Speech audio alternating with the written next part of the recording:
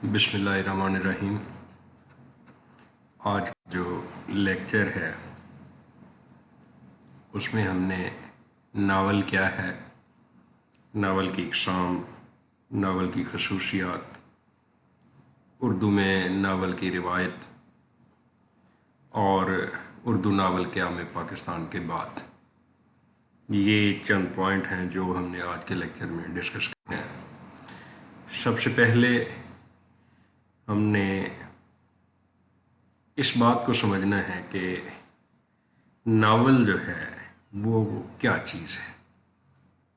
Novel اصل میں اطالوی زبان کا لفظ ہے، یہ ناویلا ناویلٹی سے نکلا ہے، جس کے معنی ہے کچھ نیا، انوکھا، عجیب۔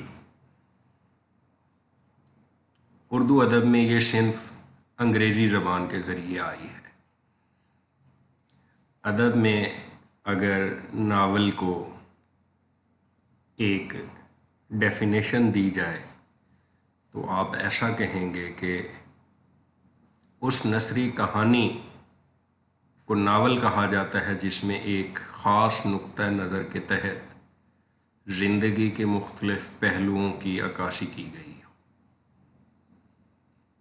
ناول بنیادی طور پر انگریزی کے لفظ نیونس کا متبادل سمجھا جاتا ہے، یعنی ایسی کہانی جو زندگی کی حقیقتوں پہ ہو، اس کو ناول کہتے ہیں۔ سب سے پہلے یہ ناول کا جو آغاز ہے یہ انگلستان سے ہوا۔ انگریزی کے ناول نگار جن کا نام ریچرڈسن تھا، ایک قصہ پامیلا کے نام سے، جسے انگریزی کا پہلا ناول بھی کہا جا سکتا ہے، اس ناول کی کہانی جو تھی اس زمانے کی عام کہانیوں سے مختلف تھی۔ اس کے کردار جنوں اور پریوں کی بجائے گوشت پوشت کا انسان تھے۔ داستان کا سلسلہ پہلے سے چلا آ رہا تھا، اس میں مافوق الفطرت چیزوں کا ذکر بہت زیادہ ہوتا تھا، لیکن یہ ریچرڈسن کا جو ایک پہلا قصہ پامیلا کے نام سے ہے، اس میں ان کرداروں سے ہٹ کے باقاعدہ ایک انسان کو کردار بنایا گیا، تو اس لیے ناول نگاری کی باقاعدہ روایت جو ہے وہ انگریزی کا پہلا ناول جو ہے وہ پامیلا کے نام سے یاد کیا جاتا ہے۔ انگریزی کے ایک نامور ناول نگار ہے جین آسٹن، وہ ناول کی اہمیت بیان کرتے ہوئے کہتے ہیں کہ ناول میں کیا نہیں ہے، مطلب کہنے کا انداز کہ اس میں تمام تر چیزیں موجود ہیں۔ اس میں انسانی فطرت کے متعلق تمام معلومات ہوتی ہیں، انسان کی مختلف کفایات کا بہترین تجربہ ہوتا ہے، ظرافت کے حسین ترین مظاہرے ہوتے ہیں، اور یہ سب کچھ بہترین اور پسندیدہ زبانوں تک پہنچا دیا جاتا ہے۔ ناول کو مزید سمجھنے کے لیے اس کے اجزائے ترکیبی، مطلب ایک بہترین ناول میں کن چیزوں کا ہونا نہایت ہی ضروری ہے، جو اس کی بنیادی ضروریات ہوں، جو اس کی بیسک اکائیاں ہوں، ان کو ناول کے اجزائے ترکیبی کہا جاتا ہے۔ ناول زندگی کا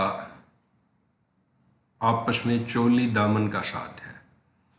ایکچولی زندگی کی ہی عکاسی ہوتی ہے ناول کے ذریعے، جیتی جاگتی چلتی پھرتی اور سانس لیتی زندگی، جس میں حرکت بھی نظر آ رہی ہو، تحریک بھی ہو، جمود بھی ہو اور انجماد بھی ہو، یعنی زندگی کے مختلف پہلوؤں کی ایک بہترین عکاسی جو ہے وہ ناول میں ہوتی ہے۔ اشتعال بھی ہو، سکون بھی ہو، تمام وہ رنگ جو زندگی کے ہیں وہی ناول کی روح ہے، وہی ناول کی بنیاد ہے۔ ناول کے موضوعات اور اس کے انداز و اظہار کے طریقے مختلف ہو سکتے ہیں۔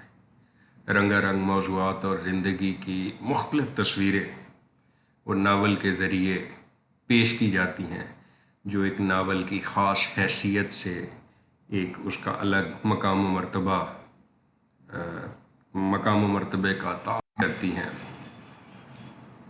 اس میں خاص چیز جو ہے کہ کسی بھی ناول کا جو ایک مین پوائنٹ ہے، جو بیسک اکائی ہے، وہ زندگی کی عکاسی تو کر رہی ہے، لیکن زندگی کے کس پہلو کی عکاسی کر رہی ہے؟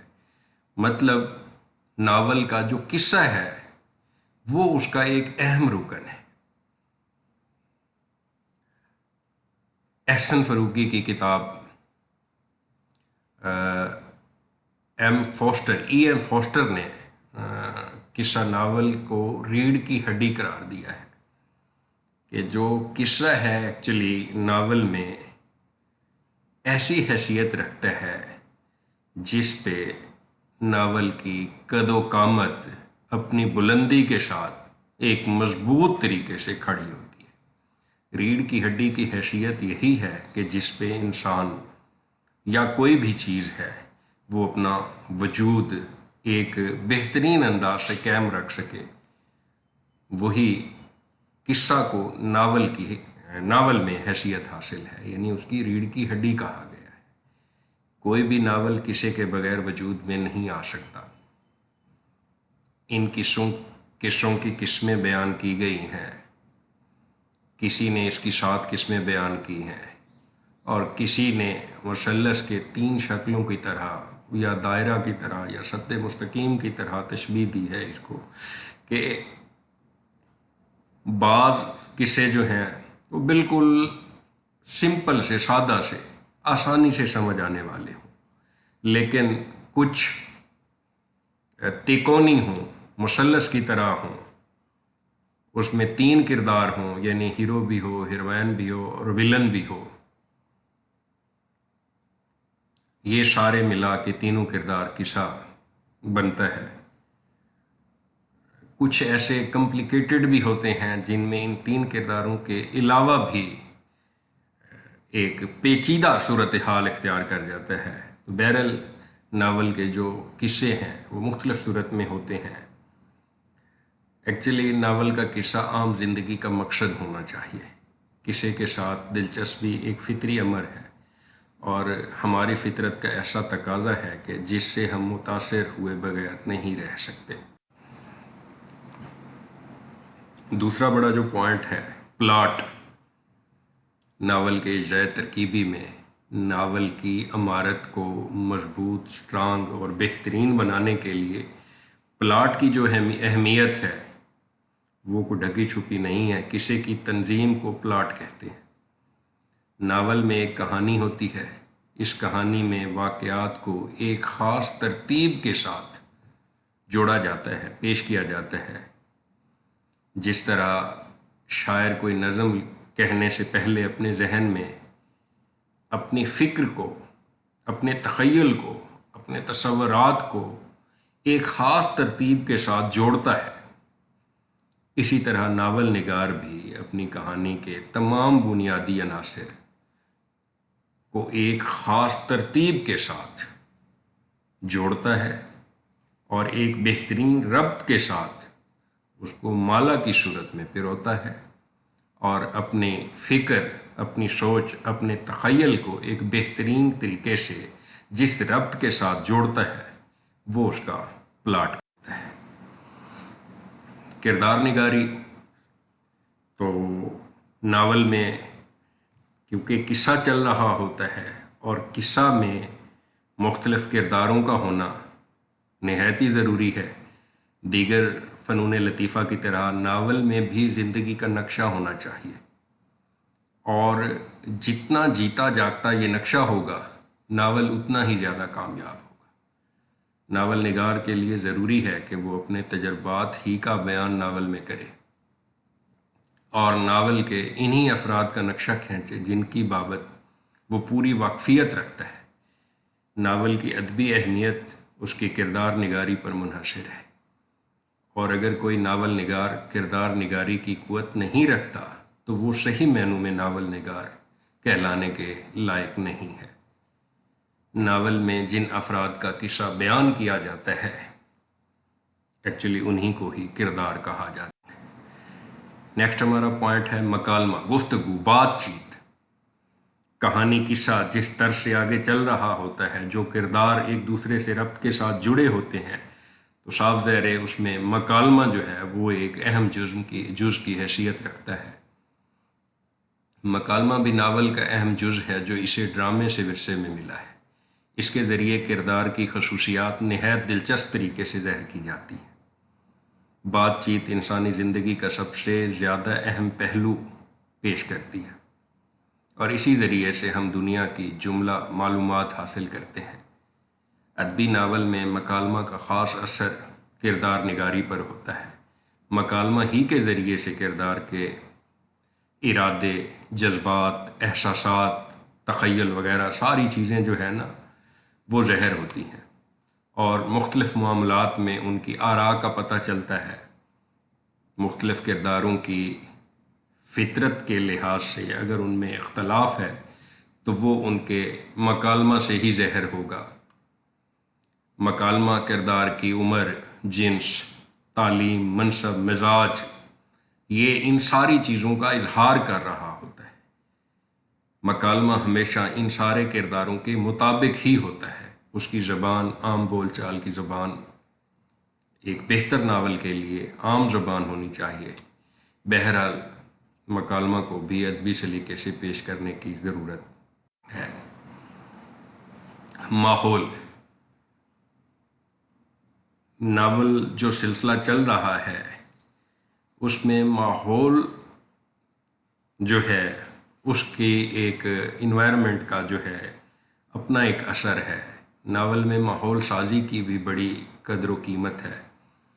اکثر ناول نگار کسی جغرافیائی ماحول کو لے کر اپنے ناول میں اسی ماحول کے مختلف پہلوؤں کو پیش کرتے ہیں۔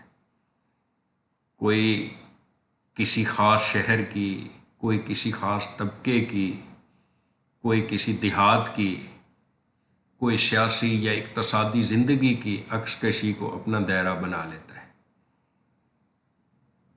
کچھ ناول نگار جو ہیں وہ اپنے تمام ملک کو مجموعی حیثیت سے سامنے رکھ کر اس کی مکمل تصویر کشی کرتے ہیں، اس کی منظر نگاری کرتے ہیں، اس ماحول کو سامنے لے آتے ہیں۔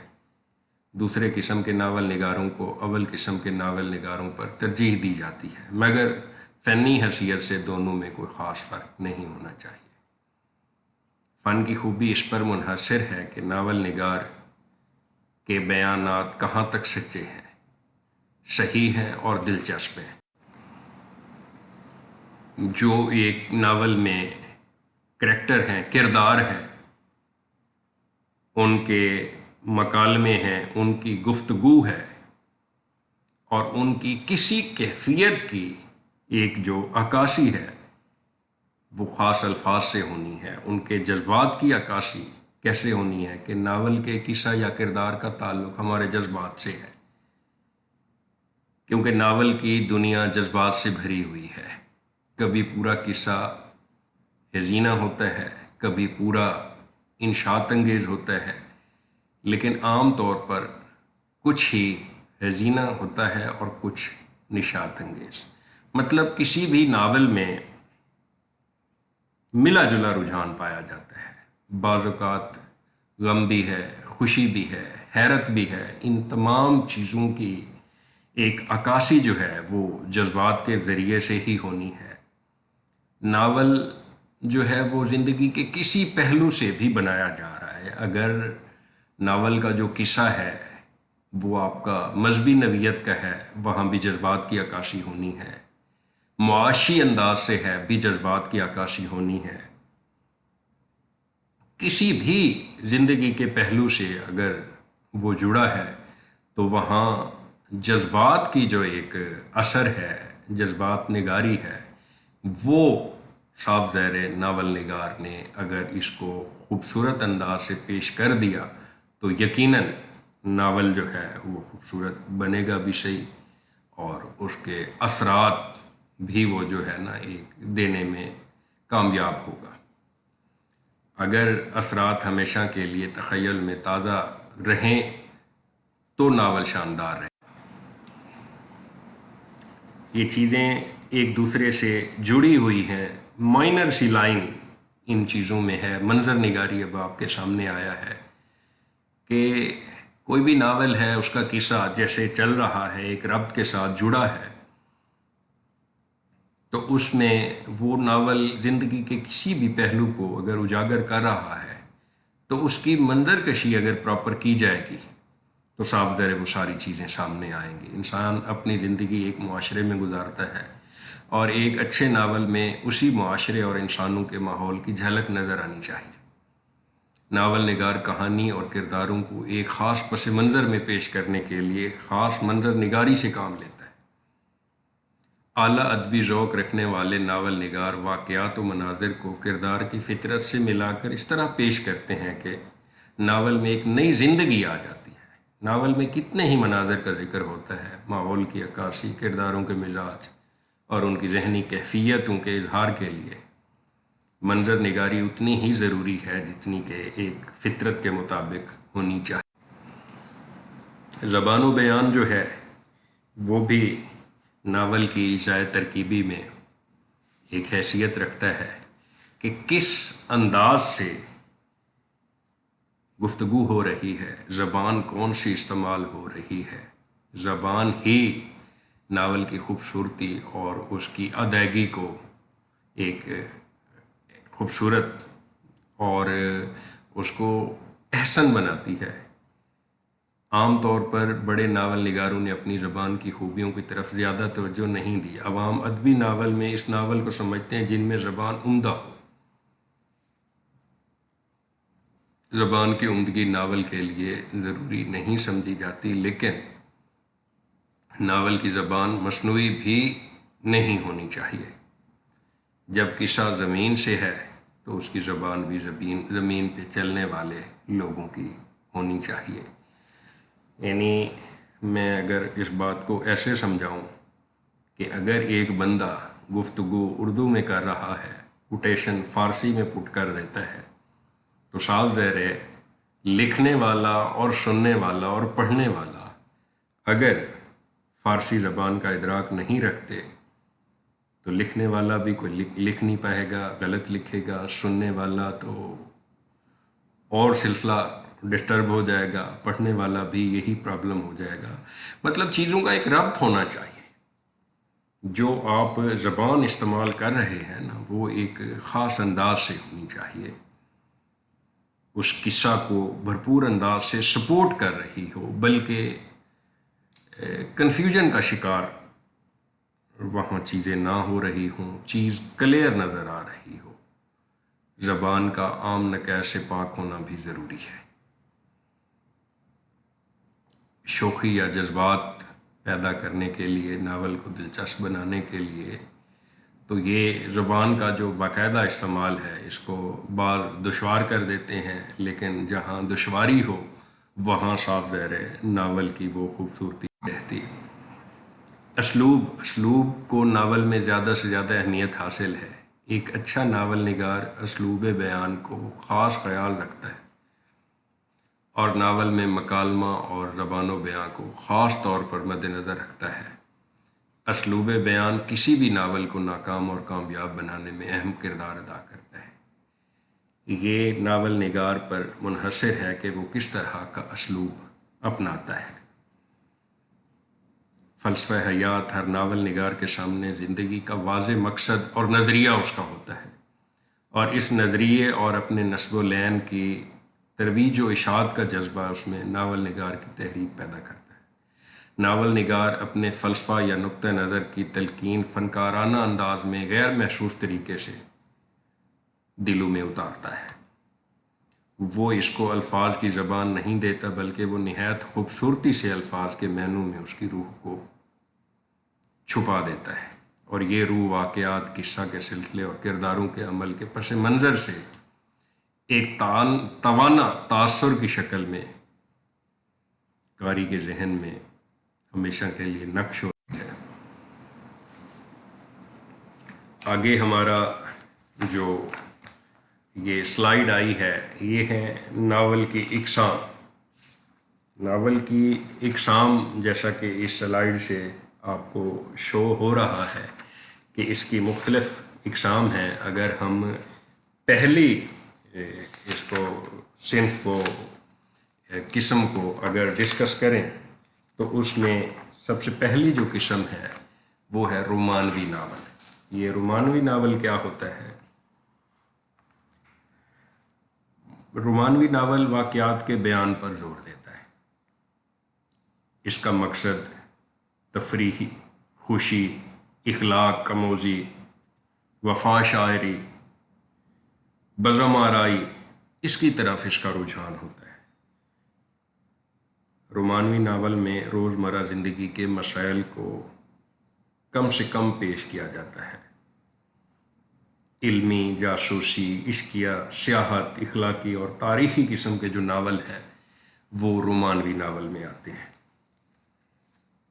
دوسری جو قسم ہے نفسیاتی ناول۔ نفسیاتی ناول میں حقائق پیش کیے جاتے ہیں، حقائق نگاری سے کام لیا جاتا ہے۔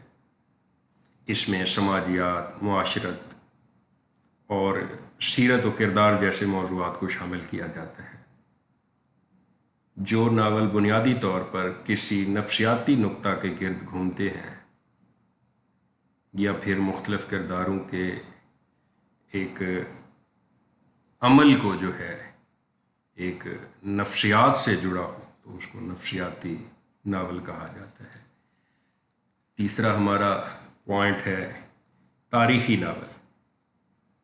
وہ ناول جس میں تاریخ کے کسی خاص دور یا کسی مشہور شخصیت کو ناول کا عنوان بنایا جائے، موضوع بنایا جائے تو وہ تاریخی ناول کہلاتا ہے۔ تاریخی ناول شاید ناول کی نمایاں ترین قسم ہے۔ اس قسم کے ناول کا کمال یہ ہے کہ جی کسی پرانے دور کا نقشہ اس کے حسن و خوبی سے اس طرح کھینچا جاتا ہے کہ وہ دور بالکل انسانی آنکھوں کے سامنے جیتا جاگتا نظر آنے لگتا ہے۔ اس عمر میں کامیاب ہونے کے لیے ناول نگار کو اول تو تاریخ کا بہت زیادہ گہرا مطالعہ ہونا چاہیے۔ دوسرا، تاریخی زمانے کو پھر سے زندہ کرنا ہے تو اس کے لیے خاص قسم کی ایک سوچ، ایک تخیل، ایک فکر وہ بھی اتنی ہی ضروری ہے۔ اردو ادب میں عبدالحلیم شرر کا ایک خاص نام ہے۔ تو عبدالحلیم شرر نے تاریخی ناولوں پہ بڑا کام کیا ہے، ان کے بڑے تاریخی ناول سامنے آئے ہیں۔ آگے ناول کی اقسام میں جاسوسی ناول، جیسا کہ نام سے ہی ظاہر ہے کہ ایسا ناول جس میں کوئی راز چھپا ہوا، کوئی بھید ہو، جس کا انکشاف مختلف ذریعوں سے ہو، مطلب آہستہ آہستہ وہ سلسلہ چلتا جائے اور وہ راز کے حقائق سامنے آتے جائیں۔ یعنی ایک خاص عمل سے شروع ہوا ہے، آہستہ آہستہ وہ جو معمہ ہے، وہ جو راز ہے، وہ جو پوشیدہ بات ہے وہ آہستہ آہستہ سالو ہوتی جائے اور جو ایکچوئل پوائنٹ ہے وہ سامنے آ جائے۔ تو اس طرح کے ناول کو جاسوسی ناول کہتے ہیں۔ نیکسٹ پانچواں جو ہے کرداری ناول۔ ایسے ناولوں کا جو مرکزی تاثر ہوتا ہے وہ کسی خاص کردار کی خصوصیات سے تشکیل پاتا ہے۔ کردار ناولوں میں قصہ کی بہت اہمیت نہیں ہوتی اور واقعات جو ہیں اس میں کسی خاص نقطہ کی طرف جاتے ہوئے معلوم نہیں ہوتے۔ اس قسم کے ناولوں کا خاص فرض ان مختلف خصوصیات کو ظاہر کرنا ہوتا ہے جو کردار میں پائی جاتی ہیں۔ لہذا کردار کی خصوصیات جو شروع میں بیان کر دی جاتی ہیں آخر میں بھی وہی موجود ہوتی ہیں۔ کرداری ناول کے لحاظ سے فسانہ آزاد ایک بہترین مثال ہے۔ نیکسٹ ہمارے پاس ہے طبقاتی ناول۔ ایسے ناول جن میں ایک ہی طبقے کے متعدد خاندانوں کے درمیان ناول کے تمام واقعات کو ایک ربط کے ساتھ پیش کیا جائے۔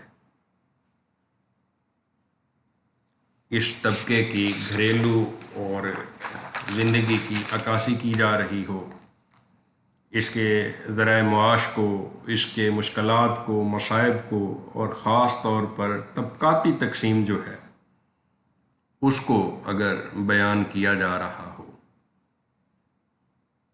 تو یہ طبقاتی ناول کہلاتے ہیں۔ ویسے ڈیکسن اور تھیکرے کے جو ناول ہے وہ زیادہ تر طبقاتی ناول کہلاتے ہیں۔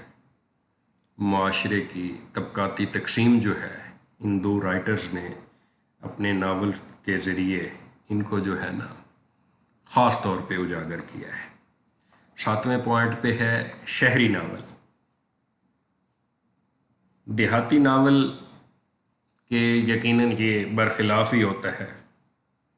شہری زندگی کو یہاں عنوان بنایا جاتا ہے، شہری زندگی کے مختلف پہلوؤں کو سامنے لایا جاتا ہے۔ مطلب مثال کے طور پہ شہری زندگی میں کون سی چیزیں ہیں، مختلف دفاتر ہیں، کارخانے ہیں، بندرگاہیں ہیں، سینما ہیں، یونیورسٹیاں ہیں، کالج ہیں، ان کی جو مصروف ترین زندگی ہے، اگر اس کو لے کے ایک خاص قصہ، ایک کہانی بنائی جائے تو ان کو شہری ناول کہا جاتا ہے۔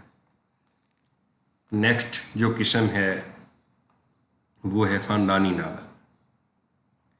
کسی ایک گھر کا بیان اور اس میں رہنے والے مختلف لوگوں کا اور خاندان کا جو حال احوال ہے، اگر اس کو بیان کیا جائے گا جو مختلف شعبہ جات زندگی سے تعلق رکھتے ہیں تو اس کو ایک خاندانی ناول کہا جاتا ہے۔ مطلب ایک خاندان میں بسنے والے لوگوں کا تعلق پھر زندگی کے مختلف پہلوؤں سے، مطلب ان کی مصروفیات کے لحاظ سے ڈفرینٹ، کوئی کام کرتا ہے، کوئی کام کرتا ہے، تو اس ساری چیز کو اگر کوئی قصہ کہانی کی صورت میں پیش کیا جائے تو یہ خاندانی ناول کہلاتے ہیں۔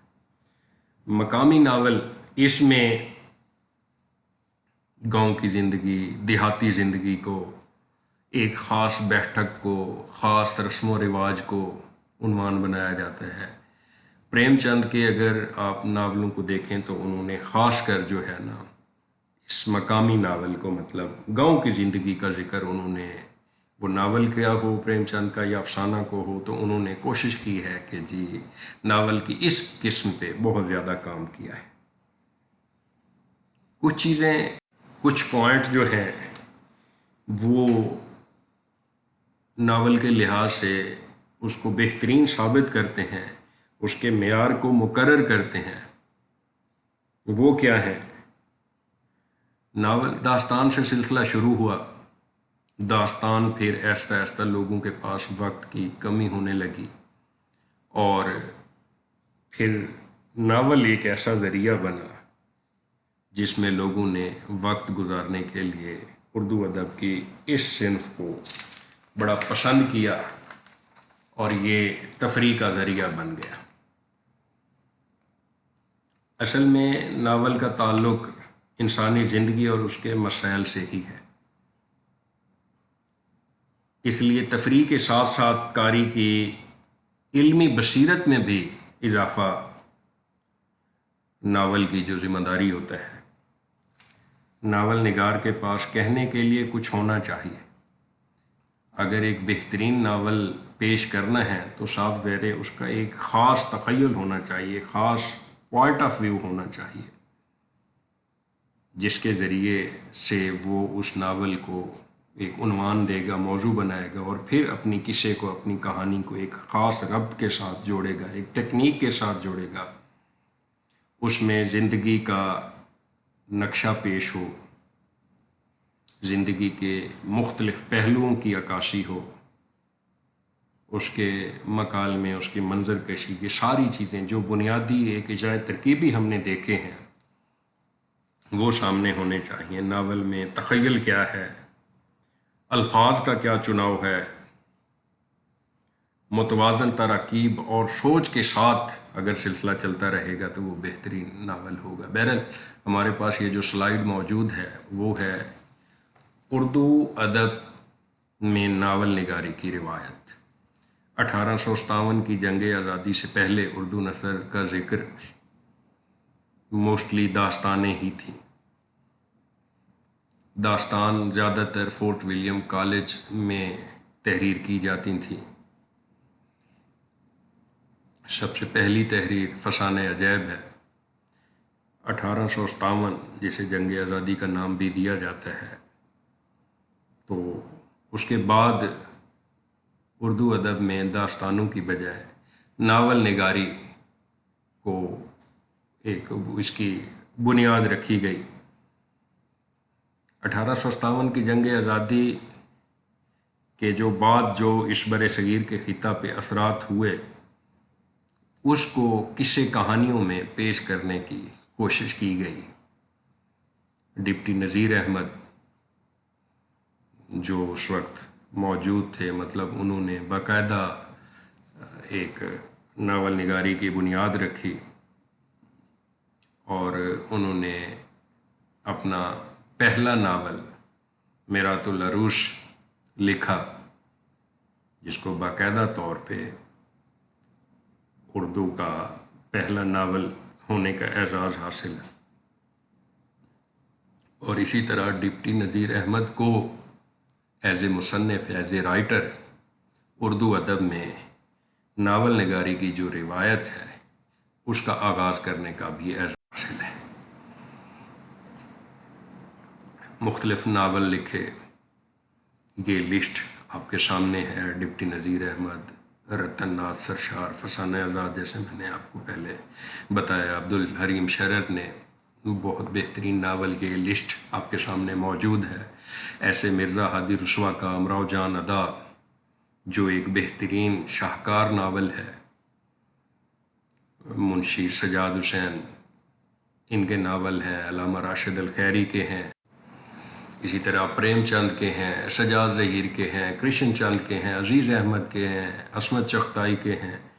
مطلب 1857 کی جنگ آزادی کے بعد ناول کی جب داغ بیل ڈالی گئی، جب ناول کا آغاز ہوا، ڈپٹی نذیر احمد سے شروع ہوا سلسلہ، تو یہ پھر چلتا گیا۔